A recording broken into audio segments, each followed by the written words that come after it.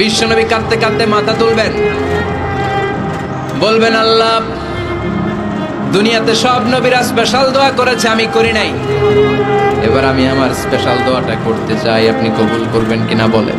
আল্লাহ বলবেন নবী কি আপনার দোয়া বলে? বিশ্বনবী বলবেন আমার একটা উম্মত যার অন্তরের মধ্যে যাররা পরিমাণ ঈমান আছে, একবার আপনারে আল্লাহ বলে ডেকেছে, একবার আমি বিশ্বনবীর উপর দরুদ করেছে, একবার শাহাদাতের বাণী আমার যে গুনাহগার উম্মত দুনিয়ার বুকে থেকে ঘোষণা দিয়েছে, ওই একটা উম্মত যদি জান্নাতে ঢুকতে না পারে আপনি আমারে জান্নাতে ঢুকাতে পারবেন না।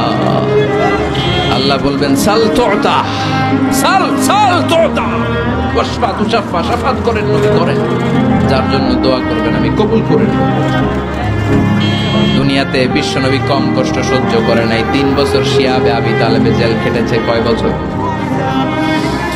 দুর্ভিক্ষের বছরগুলোতে বিশ্বনবীর পেটে দানা পানি ছিল না, কলিজার টুকরা হাসান হুসাইন কই মাছের মতো ছটফট করেছে, জামিনে ক্ষুধার জ্বালায় বেহুশ হয়েছিল।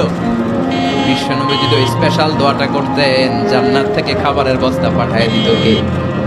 ওই দোয়া করছিলেন? জেলখানায় আল্লাহরে বলছিলেন আল্লাহ স্পেশাল দোয়া করলাম, জেল থেকে মুক্ত করে দেন, করছিলেন? যুদ্ধের ময়দানে নিজের দাঁত ভেঙেছে, উহুদের ময়দান সাক্ষী, বিশ্বনবীর মুবারক রক্তে উহুদের ময়দান রঞ্জিত হয়েছে, সেদিনও বিশ্বনবী ওই দোয়াটা করে নেয়। চিল্লায় বলেন ঠিক কি না?